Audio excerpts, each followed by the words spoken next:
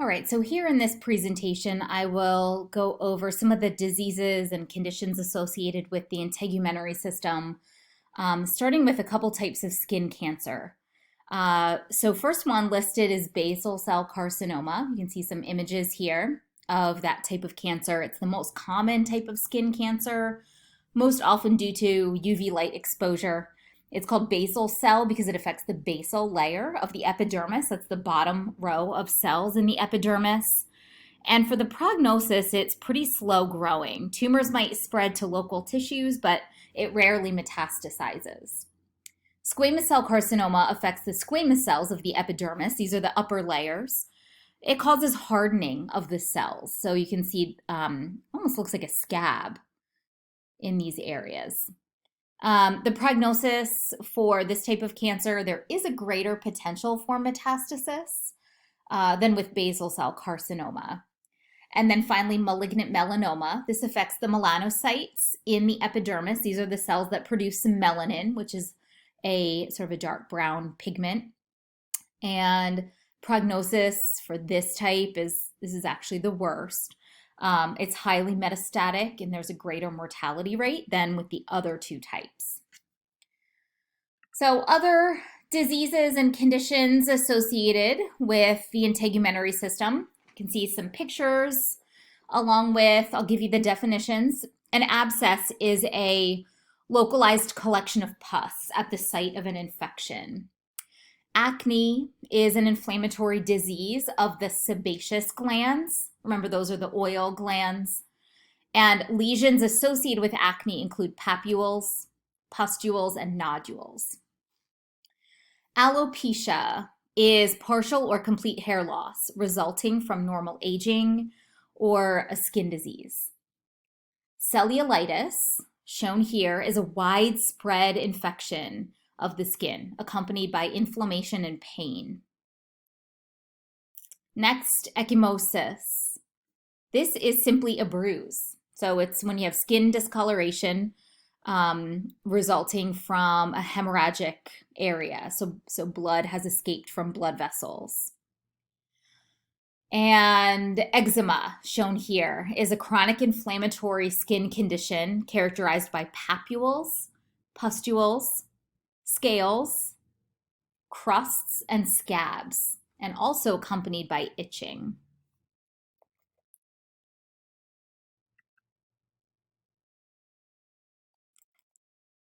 Okay, erythema is redness of the skin caused by swelling of capillaries, as shown here. So a really simple example is blushing.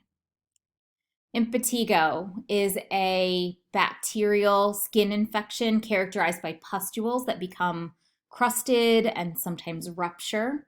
That is shown here. Keratosis is a thickened area of epidermis. So it results from just increased keratin in the area. Pallor is unnatural paleness of the skin.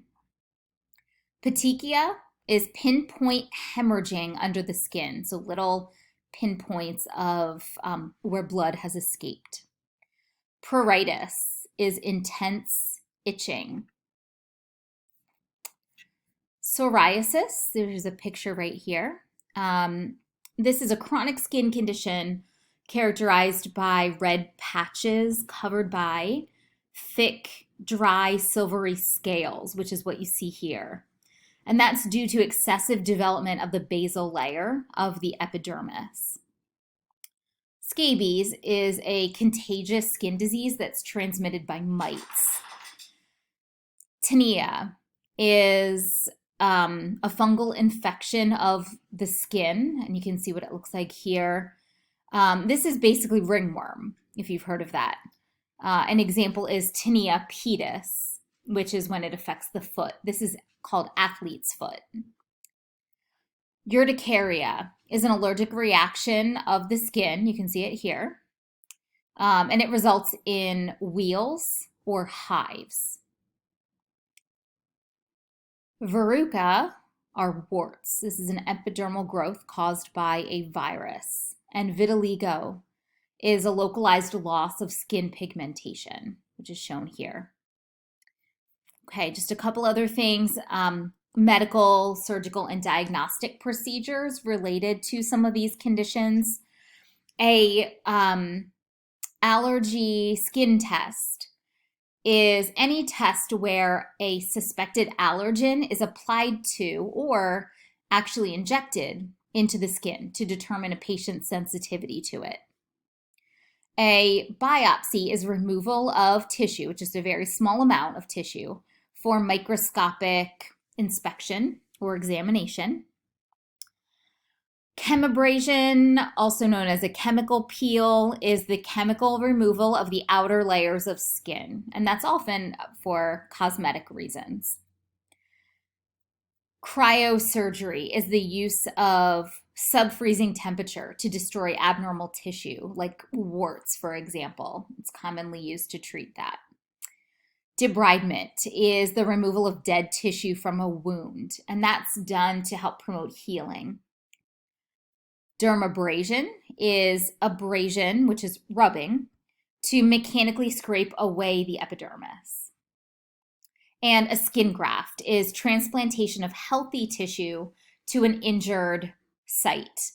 And that's often done if there is a severe burn, like a third-degree burn. A skin graft can help replace the skin that was damaged. All right, and lastly, I'll go through some of the pharmacology. These are some drugs that are commonly used to treat the skin disorders that we've talked about.